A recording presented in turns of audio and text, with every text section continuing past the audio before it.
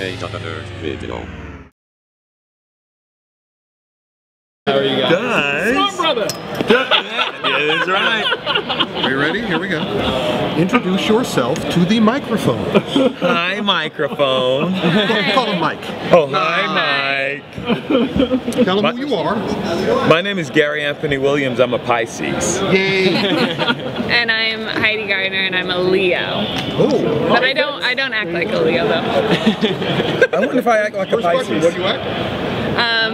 Maybe a Virgo, whatever, more toned down. I just don't think I'm a lion. Yeah, there you go. But you play a cat. Yes, yes.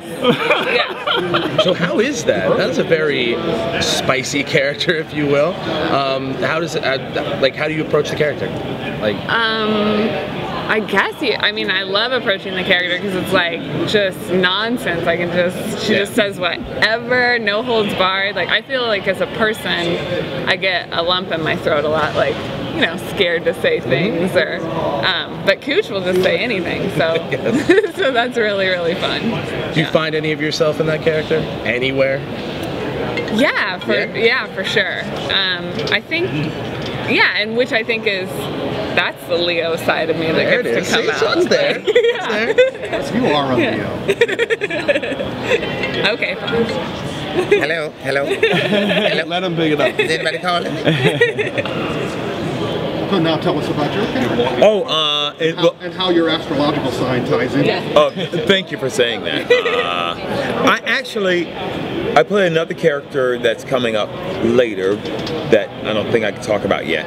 But as Do far it anyways. yeah, I play President Nixon. No, I don't play Nixon. I don't play Nixon. Yes, I do. Let's just put the room right there.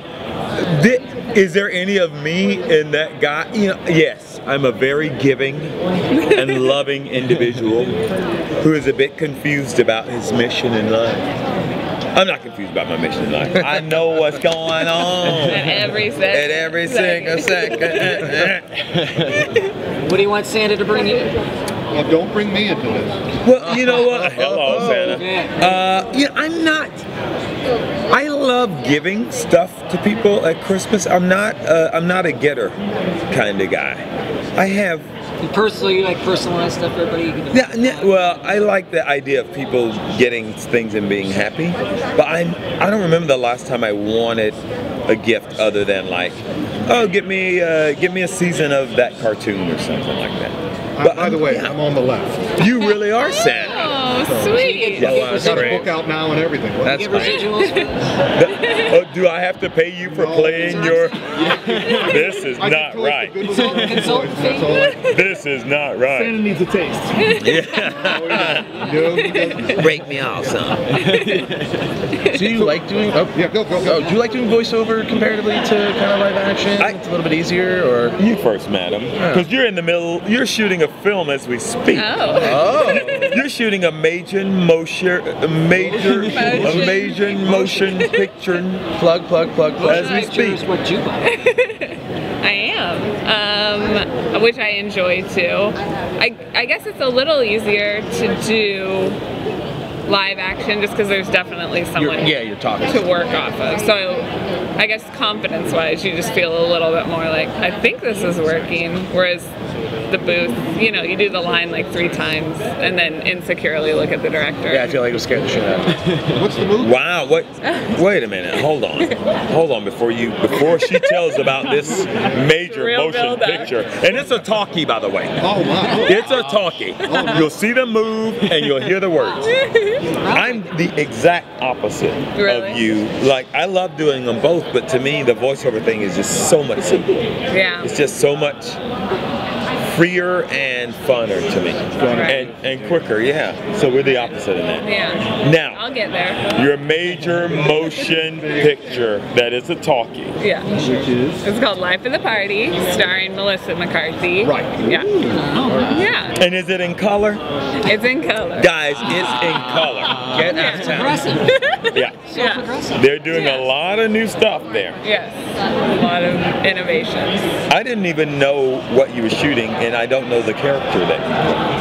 I play, so it's similar. It's not a remake, but it's similar to that movie Back to School with Rodney Dangerfield. Yeah. Melissa McCarthy's character goes back to school, craziness ensues, but I play her roommate in the dorms.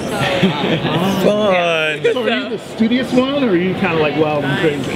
I'm neither. I'm not going to tell you what I am, but I'm neither of those She's things. neither studious nor wild and crazy. So, something else. Wow. Yes, sir. The stoner.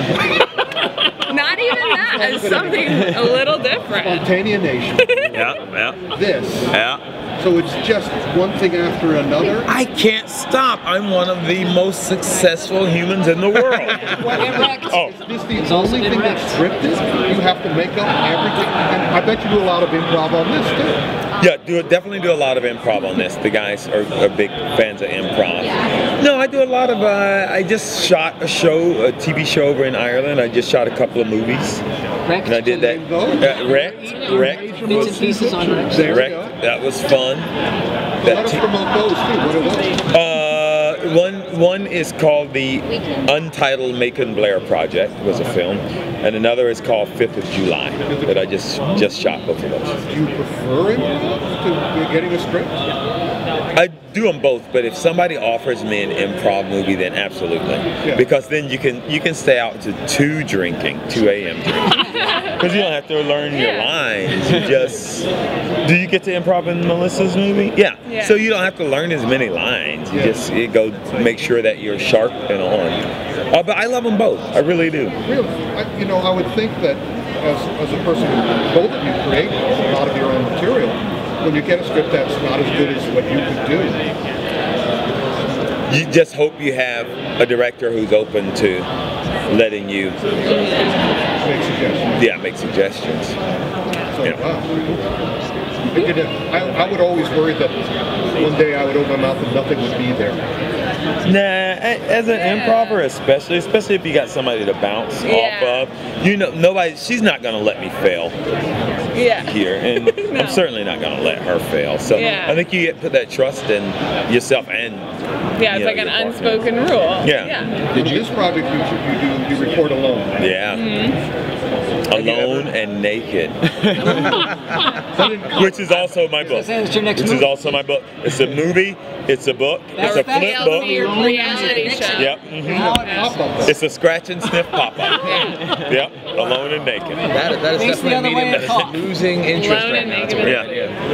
In terms of watching Super Mansion, there's a lot of like Easter egg visual details. Should you watch it on a phone or a big screen TV to catch all the stuff that's going on? What do you like? I've watched it on my phone, and then I've gotten to watch it on a big screen. I like it bigger. And plus, it's so impressive because like they showed a teaser from the second season, and just seeing those puppets do action. The action sequences. It takes for so long. That takes so long to animate, and they make it look like really good action. So that was impressive. Yeah. It really was. I was just sitting there going, that is impressive. Yeah. Because you're right. How many did he say? 10 seconds a day. Yeah. Comics? Oh yeah. Not as much as I used to be, but then if somebody introduces me to something, then I take a look at it. I was never a big comic book guy, sadly. Never. When you said not as much as you used to. But like, it still was that thing even back then. It's like, oh, check this out. But I never went out seeking comic books. I was a cartoon freak. I love comic books. We should talk about that.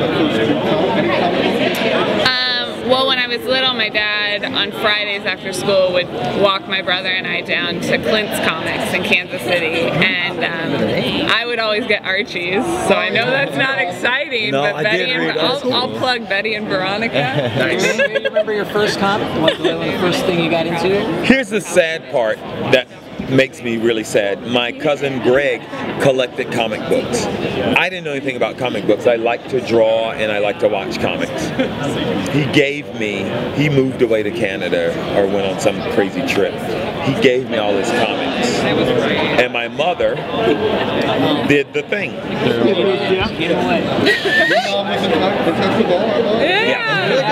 A message board. But that's so funny. She mentioned Archie's. I actually do remember Archie's Spider-Man from Greg's comics. He was big action, he's big Marvel.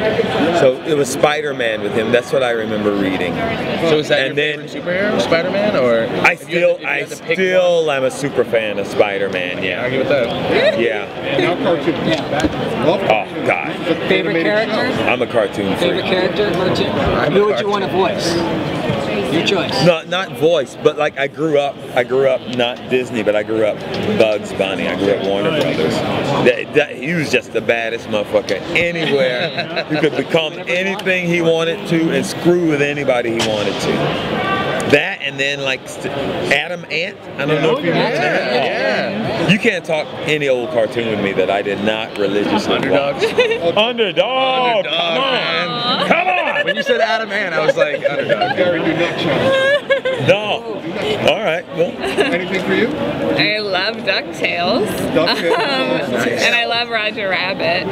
I like to go on Etsy and look for vintage Roger Rabbit t-shirts. Really like him. Really like the guy. I was just hanging out with him last week. Really? Yeah. Come to the valley. We'll go get a coffee with Okay, him. with Roger Rabbit? Yeah. Okay. I'm dead serious. Bugs Bunny, Roger Rabbit. Also, my birthday is the same as Bugs Bunny. So, Wait, what's Bugs Bunny's birthday? July 27th. I didn't know that. Where'd you learn that? Just in one of those birthday lists where it's like Peggy Fleming, Bugs Bunny, Jonathan Rhys That's your next Meyers. movie right there. Yeah.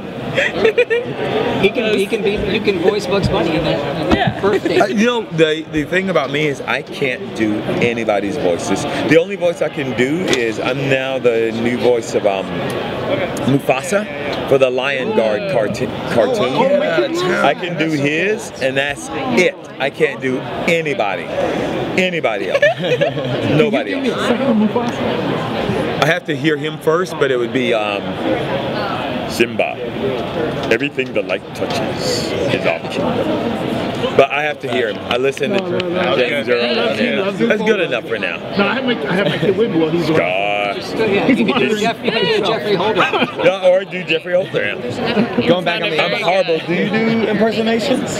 I do two. Who do you do? I do Kristen Shaw. There's a show. Yeah. I love her. You can play your sister on Handstand. Do some. I do her doing the alphabet, so it's like, thank you. I'm Kristen Shaw, and this is the alphabet. A, B, C, dumb, D. Take you away. What's the other one? Oh, Alice and Danny. What randomness? Is well, how do I start into her? She's like, First, you've got to know your limit. Alice and Janney. How did Alice and Janney start acting? Why didn't you choose to perfect Alice and Janney? But thank you for doing it. I appreciate because that is the most. And then she laughs really loud. Yeah. You can do that if you want to and then wrap it up. Acting's like driving. No, I'm off of it now. Oh, dang it! Oh. We blame you. I blame myself. Thank you guys. It's a pleasure. Great to meet you guys. Great.